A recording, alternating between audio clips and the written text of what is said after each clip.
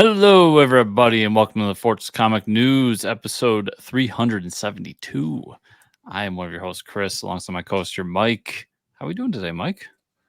I'm doing great, Chris. We have a first-time guest on the show, which is getting fewer and far between because of all the previous guests that seem to be coming back, which we love. But Matthew Schofield on the show today, we're going to talk about his dastardly hero, Steamroller Man. It's like the embodiment of the Tick 60s Batman, and he has a giant steamroller for a head. So what more could you want? And we get to talk about Simpsons a little bit because he's worked on the Simpsons for about 25 years. So really cool interview. Looking forward to that later in the show. It's so funny to me because I saw this comic like in some of the Facebook groups and the different things I'm in the comic scene, and then but never really I never reached out to him because he was always like promoting it, but it was prior to the Kickstarter being a thing. Yeah. And then one day I just get an email from this guy. And I'm like, yeah, 100%. Like, oh yeah, I've seen your marketing and it looks phenomenal. So it's so funny because I think when it came in, I was like, man, this guy, he's been working. He's like the storyboard or supervisor, storyboard director for Simpsons. I'm like, what's he doing on our show? And then months go by and we do the interview and I'm just like gushing about Steamroller Man. And I'm like, oh yeah, I forgot this dude does animation and it's his day job. Completely forgot about that part, Chris. But I absolutely love that book. So looking forward to talk about that later. It's a good time. So Mike, let's talk about the controversial topic of the moment right now. Yes. Yeah. Let's hear it real quick. Okay. Have you watched the new Eminem music video? I haven't. No, I honestly didn't know there was a new one.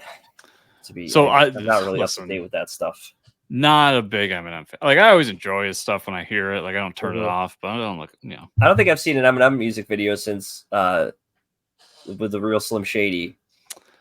And that's why I want to talk to you about this, Mike. Not because of the controversy of it being naughty, because nobody's listened to an Eminem song before.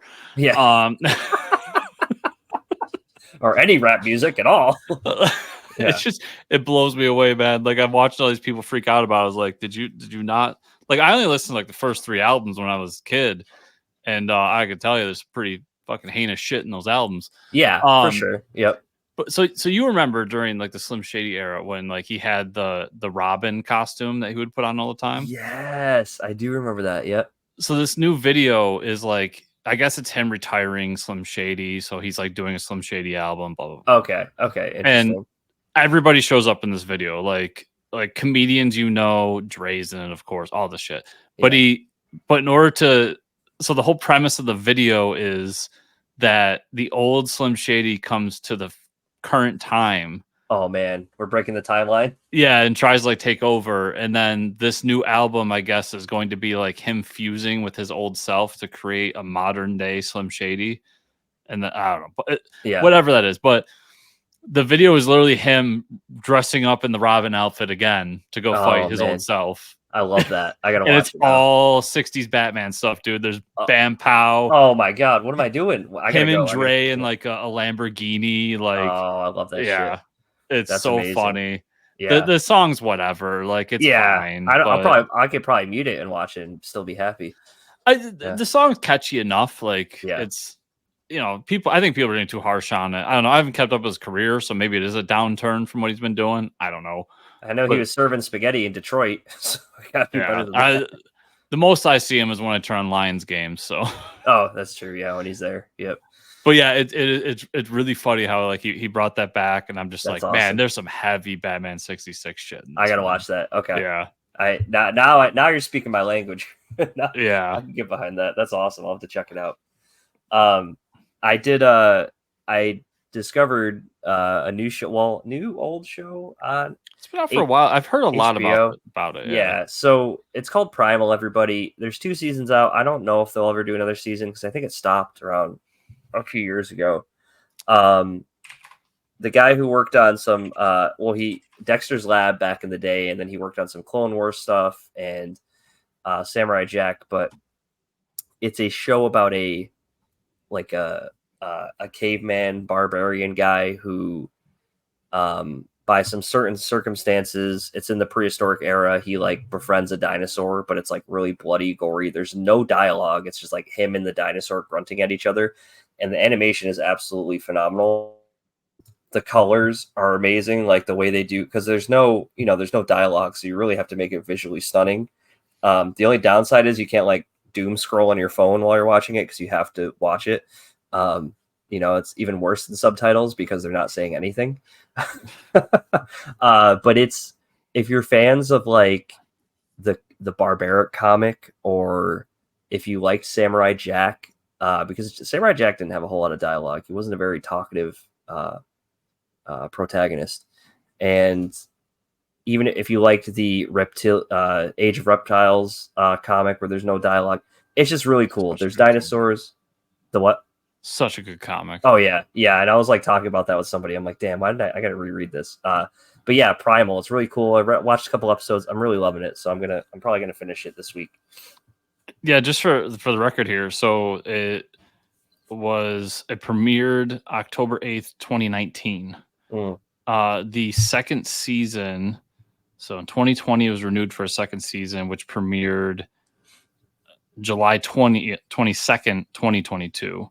Okay. And then in June of 2023, Adult Swim renewed it for a third season. So cool. So there's a third season. There's probably a third season coming, because it seems like there's a couple years in between seasons. It must take a lot of time. There's a lot of detail in that animation. It's really well done.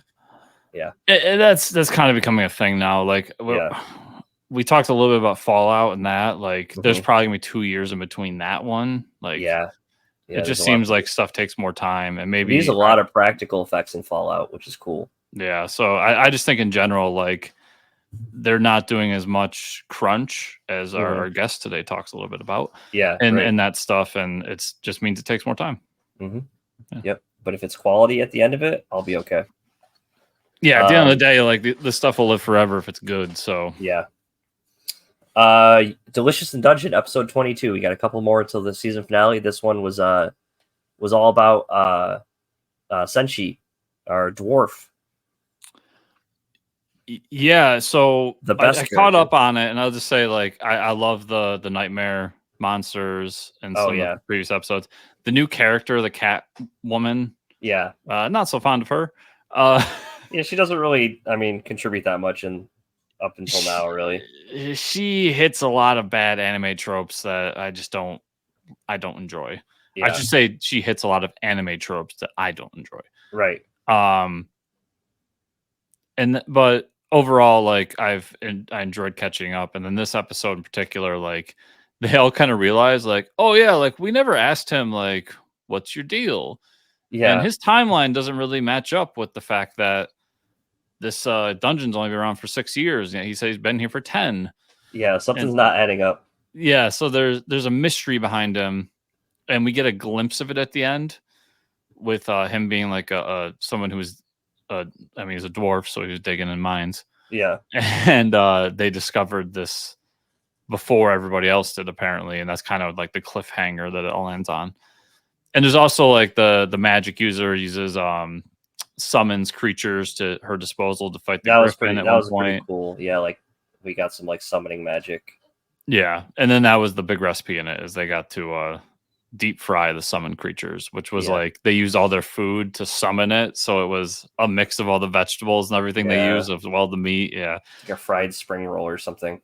Yeah, it kind of reminded me of like a California roll but no fish. Yeah, yeah, it was interesting. But yeah, so very good episode. Yeah, I've fallen off just because time over the past 3 or 4 weeks, but it was really nice to catch back up to it, and I just love this show. Yeah, finding out that he came from the group that discovered the dungeon itself is kind of cool. Yeah, and then seeing him without a beard was weird. Yeah, it was. Flashback. Yeah. Yeah, it's such a good show. I think we got 2 more episodes left. It's gonna be interesting once this is done, like, where we go from here, how long it's gonna take to get into season 2, all that kind of stuff. Yeah, no, I'm excited. I'm excited for it. It's one of my favorite animes, for sure, hands down. Yeah, it's become one of my favorite shows, hands down. Yeah, yeah, it's great. Movie news: Captain America: Brave New World has officially been delayed until 2025, and the studio is doing reshoots. It was also released that Giancarlo Esposito has joined the cast as a villain as part of these reshoots. So it seems like a pretty big overhaul for the story here, Chris. Yeah, it's not. Everybody's like freaking out about it. This is not unprecedented. This has happened. Yeah, reshoots happen all the time. I think Marvel's probably used to them. Well, and your favorite Marvel movies of all time, not only have they had major and minor reshoots, they've had stuff like this where characters were at the last second. Like this is, yeah. I think a lot of people are trying to find the flaw in Marvel right now. And trust me, like I get that the quality's not as great as it was, but they're missing the forest of the trees because this is not something new. Like it's happened so many times. Right. That being said, like the mystery behind what Esposito is doing is kind of the big story here. Like, who is he?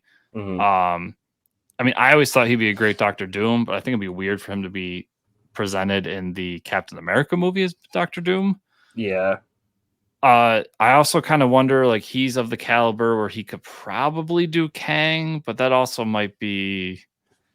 I don't know if they're going to go that route with him. Might be too soon. I don't know.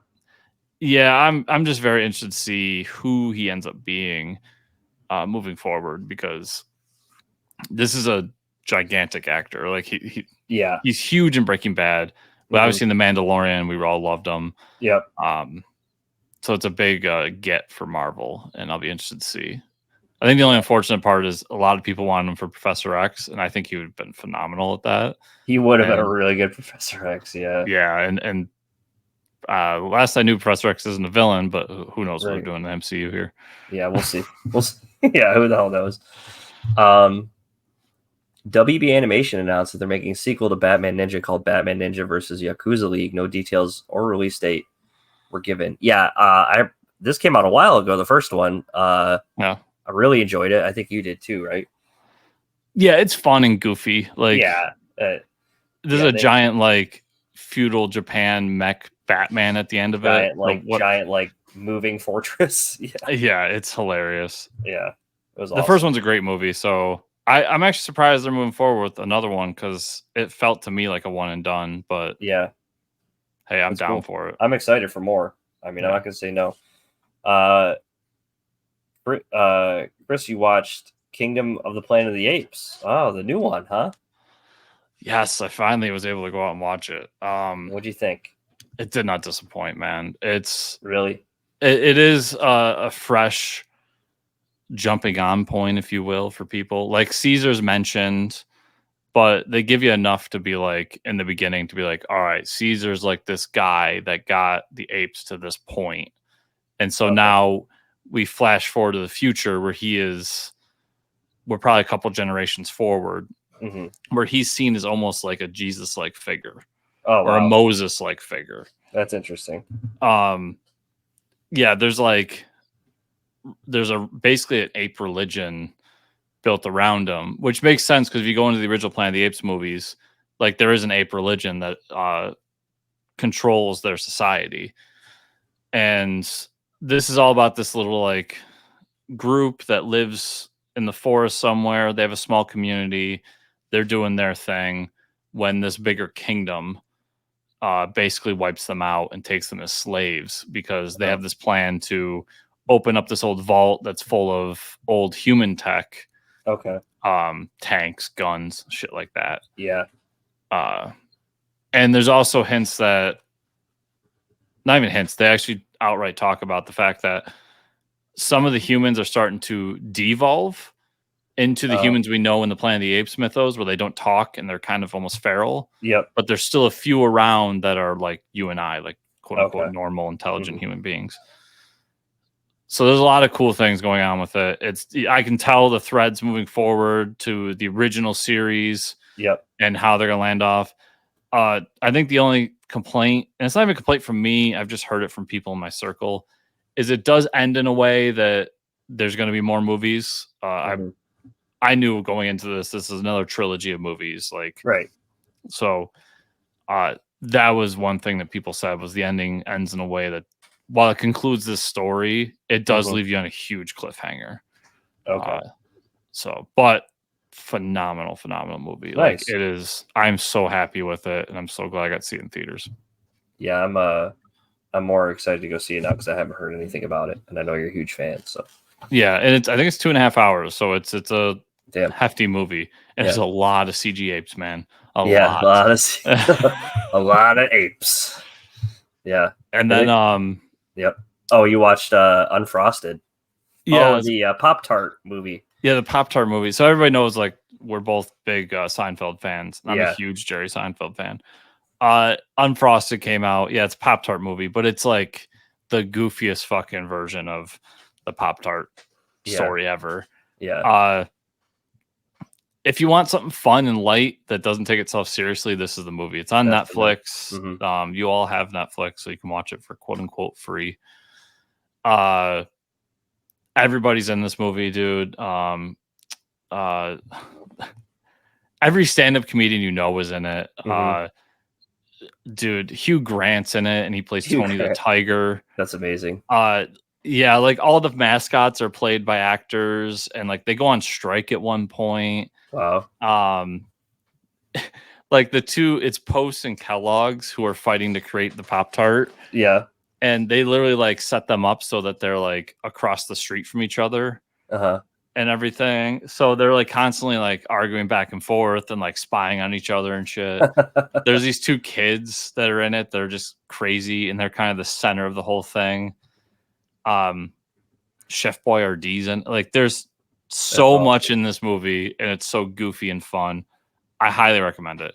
That's great. And if you're not a big Seinfeld fan, like while he's the main character and it's really his style of humor, I think there's so much in here for people who don't even like Seinfeld too, because of all the people that show up. There's a lot of guest appearances. Yeah.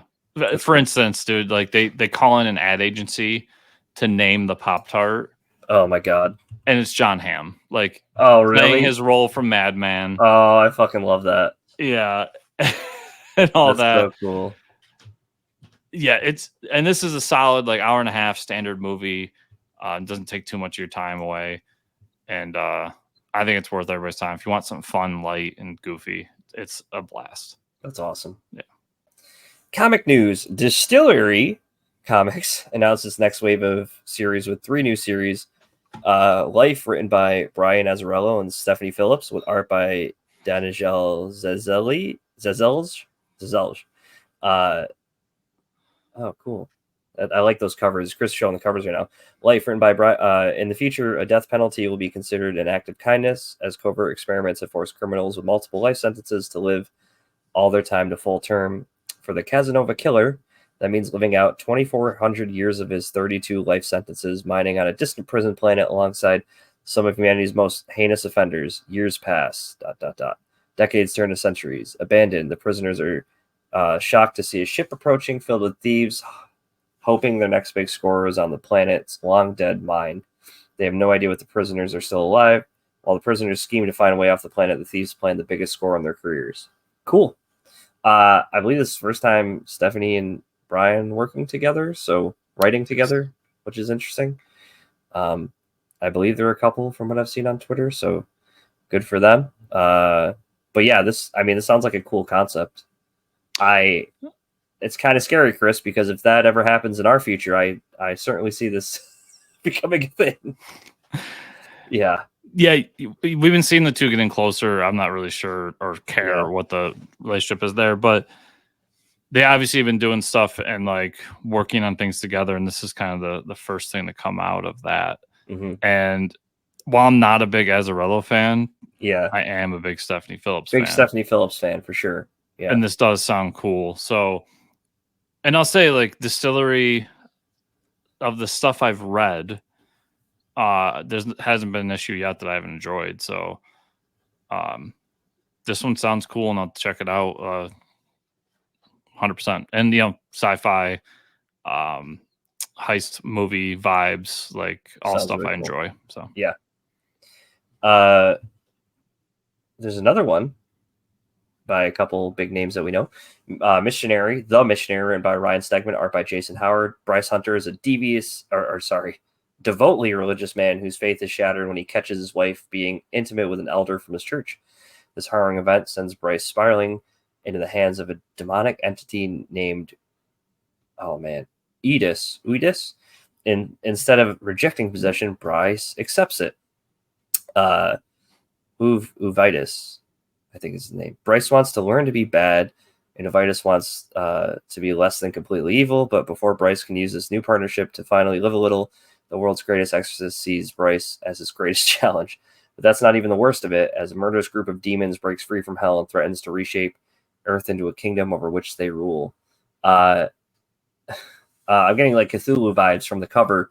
Sounds interesting. I thought it was a lot more comical than it's making itself out to be. I think it's definitely, they're painting as a serious story. For me, it sounds like, okay, it'd be more like a tongue-in-cheek thing, but I guess not. Stegman's his writing, he's only written a few things, but yeah, he's written a comedy book that I really liked, and he wrote a pretty serious book that I enjoyed too. So I think Stegman's definitely like a lighthearted dude. You can tell by how he interacts with people online and on different shows he's on. But yeah, I forget. They did one of those like, it's this meets this. Oh man. And I think it was The Exorcist meets Preacher. So interesting. Okay, so there will be some dark comedy.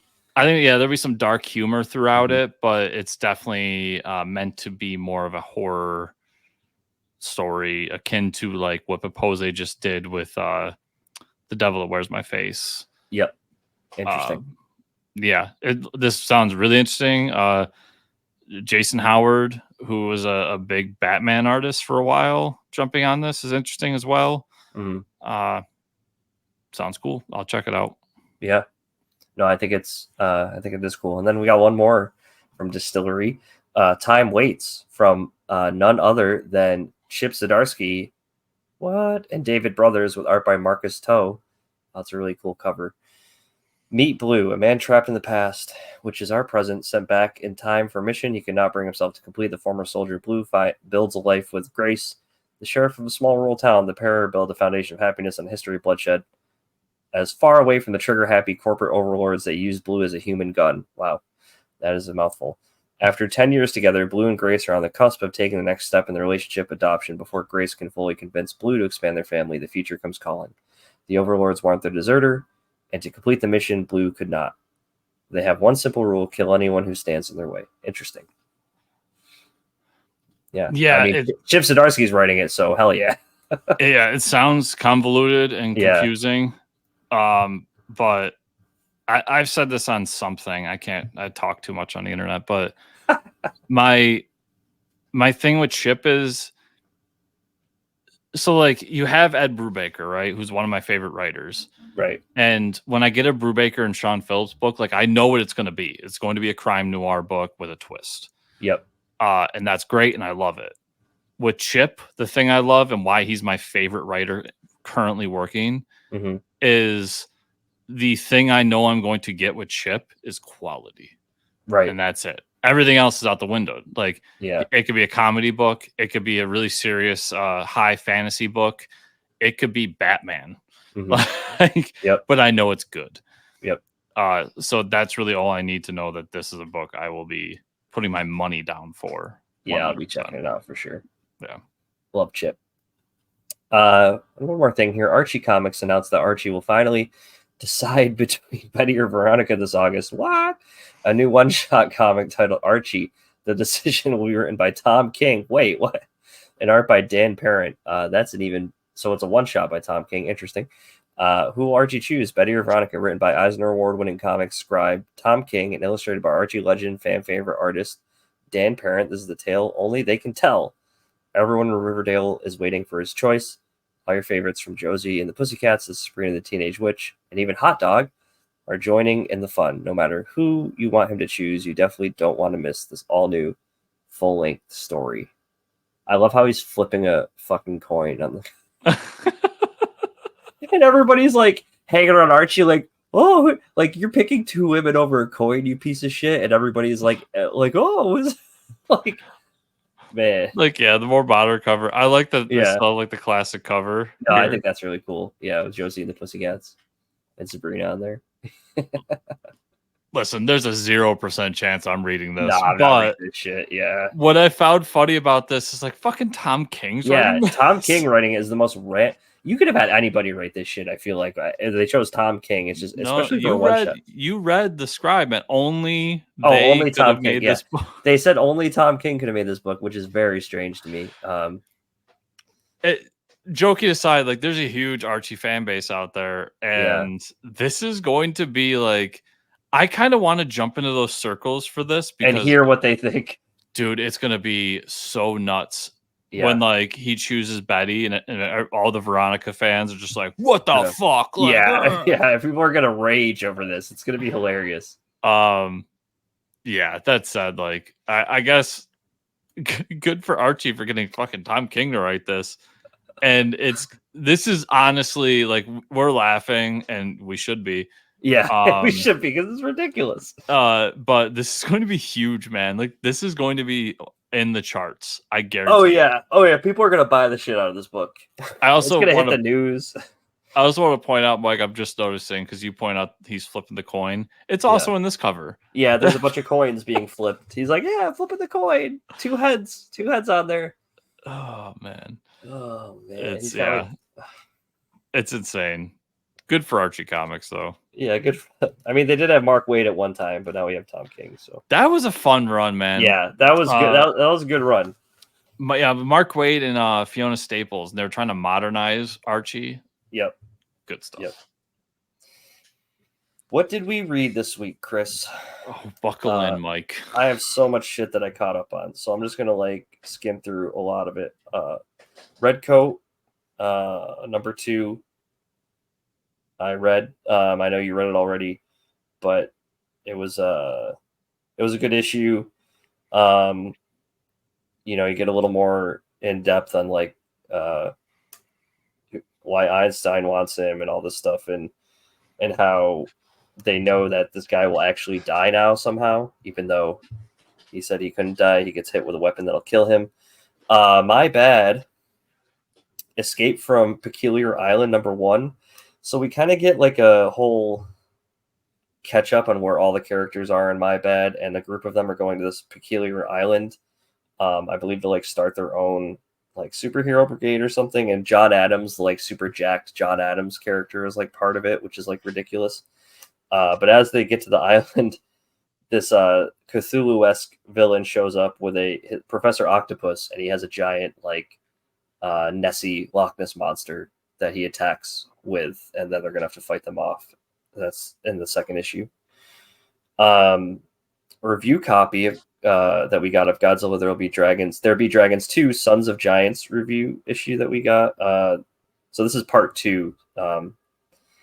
But so this one really dives into the secret society of the like people that were the Godzilla, like the kaiju head masks, and who's like part of it, and we get a little bit of history there, and then it starts like, I don't want to reveal too much, but it deals with Alexander Hamilton and Aaron Burr, and we find out that like Aaron Burr is part of this secret society, so it's like the founding fathers now, and like their role in like this kaiju secret society, like the Knights Templar, which is kind of interesting to me, Chris. I don't know. I did like that twist they went with it.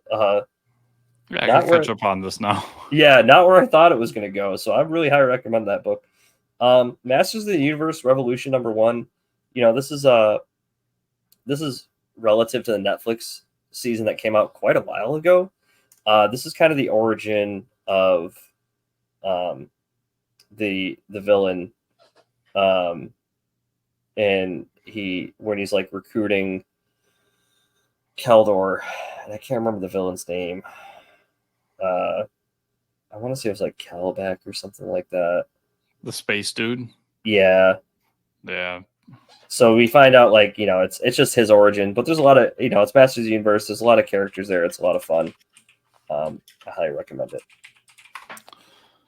The last issue of Alan Scott, Green Lantern, number 6.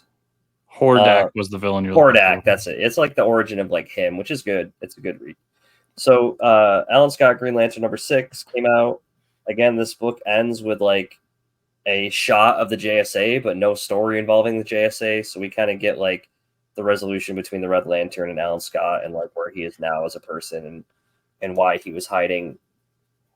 You know, why he didn't come out as a gay man right away, and all this stuff. So like, the story's fine, and I think this is probably one of the best stories out of all those like solo series JSA stuff. But then all of them end with a shot of the JSA and no fucking JSA story. So I'm just like really bitter about it, Chris. You know, it's just really upsetting. I read Blood Hunt #2. Yeah, which is really good. You know, so we get like an assembly of heroes. Everybody's looking for Blade's daughter, and her and Dracula finally meet up with like what's remainder of the new Avengers there with Captain America, Captain Marvel, Iron Man, Vision, and you know, we think that one of the Spider-Men is already like part of the team, but we find out that under the suit he's already the reveal that he's already a vampire. So they're gonna have to they've already been infiltrated. So they're gonna have to do something. Yeah, I think the issue 2 does a really great job of like both teasing and bringing in the side books, but not like in a way that completely derails the story just to sell comics. Right. Because the Dracula thing, when Dracula and Blade's daughter show up, that's straight out of Dracula Blood Hunt #1. Yeah. Yeah. That's where they end up. And I did read that one too. So yeah. And when they show Black Panther turned, and how Blade now has like control of them, basically. Mm-hmm. That's, and I'll talk about it later, but that's where the Black Panther issue Blood Hunt pops up too. So it's I've been really enjoying this series, man. And yeah, it's really good. Even if it's just like kind of at a point shock value, like walking in and seeing Doctor Strange turned, but like he got his spectral form so he can still stay sane. Yeah. Yeah, the spider person that turns at the end, like it's been a blast. Yep. Godzilla versus Mighty Morphin Power Rangers #2, issue 2. You know, they're fighting over this like multiversal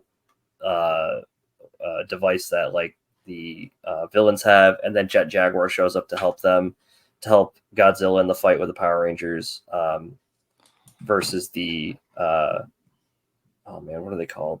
There's like the dark multiverse version of the Ranger squad, but they have like this huge fight with a bunch more of like the Power Ranger monster villains, and then you know Godzilla is being surrounded, so they like equip some of the Dragon Zord armor onto Godzilla, which is pretty fucking sick to see. And they all like team up to fight. Oh, they're Psycho Rangers, sorry, but then the Psycho Rangers show up as like giant versions, and they're all like fused with like Godzilla villains. So you have like Psycho Ranger Ghidorah, Psycho Ranger Destroya, and stuff like that. So it was just like an awesome reveal at the end. You know, the book's just over the top, fucking giant monsters, giant robots. What more do you want? I caught up on Action Comics 1065. You talked about already, but I think it's interesting that we see the Brainiac 5 from Legion of Superheroes, right? He that's the second story, I think, that's part of this, not involving Lobo and Superman, but the story of like Brainiac 5, and then they're like having a conversation with the evil Brainiac, and they reveal that they're looking for they find like he gets locked in with all these other like Brainiac individuals, and they find out that the mother is locked in there too, which is weird. So I guess Brainiac had a mom, or Brainiac 5 had a mom, but it looks like another Brainiac, so I guess we'll figure that out. Was that the issue where they raised the city on top of Brainiac's ship? Yeah, that was cool. Yeah. Okay. Yep. Did you also read Superman #14? No, I did not read it. So that takes place after that. Yeah, it's right after, and basically it's Superman Lobo fighting, and they have their big fight. They bring Superman in, and Brainiac kind of shows his master plan all along. okay. And we get this reveal of this like feral brainiac creature that just wants to kill things and consume them. Yep. It's so fucking good, man. Like, that's awesome. This brainiac story's been awesome. I caught up on Rook #2. Really like that. Basically what you talked about with the story. Wrong Earth, Dead Ringers. I read the first issue. I still have to read the second issue. This kind of catches you up where everybody is on which Earth, because it kind of was like, and I even sent you the picture because there is the breeder who's like the watcher of the universe, like kind of poking fun at Ahoy Comics. Like, come on, guys, we got to stop doing these. And we see that there's a copycat villain that's collecting these pieces of the mirror that help them like travel the multiverse. So there's like that's what's going on with this story right now. And there's a few other books I got to catch up on. I had a lot of stuff to read, like Suicide Squad Dream Team I'm behind on, and Godzilla Mecha Godzilla Special I still need to read. But that's all I really got to. So let's see. I'll start Cobra Commander #5, last issue. Nice. So obviously it wraps everything up. We get Cobra Commander as Cobra Commander, and we find out that like he's starting a new Cobra, and Cobra Law is going to still exist as its original self. So there's going to be some tension there moving forward. Interesting. And then he ends up teaming up with Destro in a way that's definitely going to lead into what the Destro miniseries is going to be. So all in all, I like Duke more, but like the G.I. Joe books are phenomenal. So I can't recommend them enough, even if you're not a G.I. Joe fan, because I'm not a G.I. Joe fan. Nice. Batman Superman World's Finest #27. Dude, so many imps everywhere. And what I love about this issue is like we find out that there's this 6th-dimensional being that's been killing the 5th-dimensional imps. Okay. And their whole plan is to figure out who the best superhero on Earth Prime is by like giving them all their own imps, supercharging them, having them fight. And Mxyzptlk and Batmite's plan is to supercharge somebody and let them like duke it out with these guys and fight them. And the person they end up choosing is Jimmy Olsen, because Jimmy has had multiple superhero phases throughout his history. It's awesome. And we get to see them all. That's amazing. I looked up a lot of them, and they're all legit, like stuff that Jimmy's done in the past, like when he's been given superpowers. That's funny. So he ends up like getting this power and then morphing into like 6 different versions of himself, beating all the villains, and then at the end it's revealed that like the being decides like, oh, the greatest superhero on Earth Prime is Jimmy Olsen, so you will be the one to fight for Earth. That's great. Awesome twist, great reveal, and just everything we wanted out of this, like imps, 5th-dimensional shit. That's love awesome. it. We get to see Batman, Superman, the 2nd dimension. We get to see them in the 6th dimension. That's awesome. This issue does a lot, and I loved it. I got an early copy of Space Ghost, so Space Ghost #2. Nice. And it comes out today as you're all listening to this, so all I'll say is it's awesome. Like it continues what the first issue did. Introduces a new element that's familiar for old fans, but does a phenomenal job of like bringing new readers along the way. Cool. And the art is phenomenal. Blood Hunt stuff. We'll start with Union Jack the Ripper. Nice. Which is exactly what it involves Brother Blood. Obviously, he's going to be a bigger part of the story moving forward, which is interesting because it's all happening in England as well. But we get him. He's just going out and killing a bunch of vampires, and he's stationed in this hospital as his home base. And we find out that one of his old teammates has been turned, so he's like chained them up in a pool of blood and just been like, "You stay here." Interesting. And this is found by like some people he tries to help, who are now like really worried that he's like gone insane because they found a chained up vampire in his basement. Yeah, I'm interested to see where it goes, but it was a fun first issue, a lot of action, a lot of vampire killing, and cool. Introduced a new element. And then the Black Panther Blood Hunt issue came out. Nice. And it literally does, like I said earlier, it takes right after where he is in Blood Hunt #2, and Blade has a mission for him, and it involves Wakanda. And so while Black Panther's in Wakanda trying to fight his urges, he's trying to save his people, but he's being controlled by Blade and told, like, I didn't send you here to help your people. I sent you here to accomplish this for me. And if you don't do it, I will come down and take care of Wakanda myself. Interesting. So it's a lot of that back and forth and a lot of him like fighting his urges and everything. So I thought it was a really fun issue. Batman Dark Age #3 introduces Superman into the story, introduces the Justice League into the story. Cool. We get kind of Bruce talking a lot about like how he's viewing this Gotham as a war zone after coming home from Vietnam, and how he's trying to fight everything. And his idea of going to the Justice League and teaming up with them was to find warriors to help him. But like he decides at the end, like it's not right for him because they're talking about this weird, like they're talking about the crisis. And he's like, I don't care about that. People are dying in Gotham. Right. And all this stuff. Got shit to worry about. We get the introduction of the Bat Signal. We get his relationship with Jim Gordon growing. And then they leave it with him in the future as an old man, as he's throughout the series, he's been doing this like journaling, trying to remember things because he has dementia. And somebody brings up Dick Grayson, and he goes, "Oh yes, my first ward who died," and that's when they end it. Interesting. So it's bringing a lot of familiar items in, like stuff we know from Batman, but it's done in such a unique way that I'm really enjoying it. That's cool. A book I caught up on this week that I haven't talked about in a while, but Undiscovered Country 29 came out. Oh yeah, and it just continues to be a really good quality book. It's this weird sci-fi book about like America, like basically cordons off itself and performs all these weird experiments, and the whole place is just fucked. Like, the zone they're in right now has these like mythical genetically modified humans who are giant, and they make all the crops for all of America.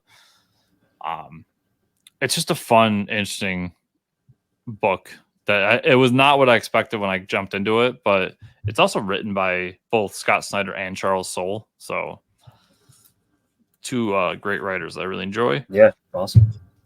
Speaking of great writers, Avengers Twilight #6 came out, and this is the last issue. Spoiler alert, Mike, the good guys win. But they win with like, not as they're an amazing fight between Hulk and Thor, because Hulk is being controlled by the Red Skull, where Thor has to make the ultimate decision and kill Hulk. There's just no way around it. And then we get kind of the big battle between Captain America and Red Skull to end it. And it all kind of hinges on the Wasp coming back. And that's when you find out that, we found out in an earlier issue that the Wasp and Tony got together, and that's where their son came from. The son kind of comes around, realizes the Red Skull is the Red Skull, and that he's crazy, turns on him. And the last few pages are them talking about the future and kind of setting up what it could be. I don't think they're going to do another series. I think they just did this to make a point. But all of the younger heroes that came along on this, including Tony's son, are now rebuilding the Avengers Mansion, which was a nice moment. And we see that Thor pulled strings in Valhalla so Tony and Bruce could live out their death in Valhalla. And there's just a funny line of like Tony and Valhalla being like, yeah, everybody's like looking at me weird because I'm asking for non-alcoholic options. Like shit like that. It was a really great series. I'd highly recommend it to anybody. Chip does not miss, guys. Ultimate Spider-Man #5. Real quick, it's Norman Osborn's origin, where he got the suit, how it's connected to Tony Stark. We get Otto Octavius in this, who's working for Harry.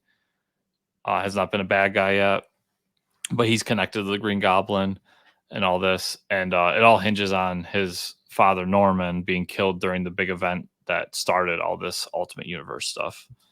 So a good issue. Be interested to see how this all connects to the broader story. Justice League versus Godzilla versus Kong #7, the finale Was really happy with the finale. I thought it was good. Ultimate Black Panther number 4, which brings Black Panther back to Wakanda, to where he finds his queen, his wife, and he kind of tells her what's been going on, like why he's been gone, and introduces her to his new friends, Killmonger and Storm, who he's now decided are like the inner circle for Wakanda, and they're the ones that are going to be, those 4 are going to be the only ones that know the truth of what's been happening, which we as readers don't even really know. Like, we saw the thing that they found, but we don't know what it is. So that was an interesting twist. And then finally, a couple of Kickstarter books. Former guest of the show, So-Called Living 1 and 2 came. Nice. And it's everything that he described. Like, it's a fun vampire horror comedy book. Like, he discovered, like, after he turned into a vampire, as he's like being dumped by his girlfriend, he like is trying to figure out the rules. So he ends up passing out an alleyway because he can't go to his apartment because there's a hex put on the apartment building that like vampires aren't allowed. He wakes up and like there's this whole backstory of like these bunnies that are taking over and like killing people, and he wakes up in the alley to just like hundreds of bunnies that are about to kill him.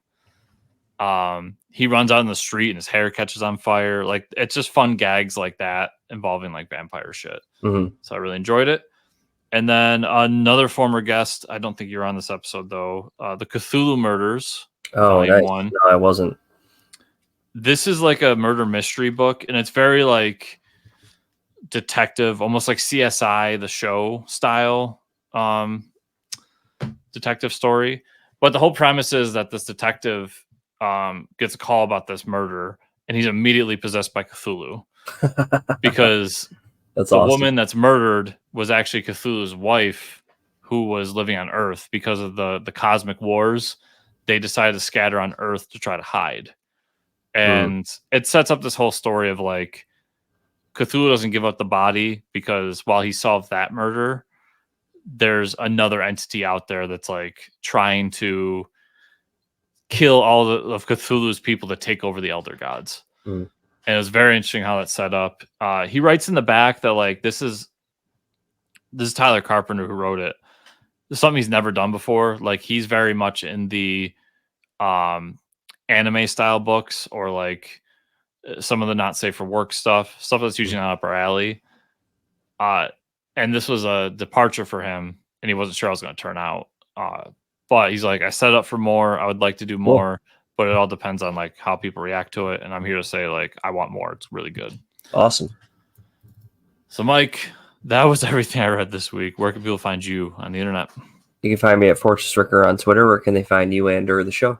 You can find me at Fortress Chris on most social media networks, and you can find the also at chriscomicscorner.substack.com, and you can find the show at fortresscomics_ on Twitter, also at fortresscomicnews.com. And if you want a sports show, 5-star reviews and podcatchers, everybody, like, subscribe, share, comment down below on the YouTube version, and patreon.com/fortresscomics. Thank you all so much for watching and or listening this week, and we'll see y'all here next week.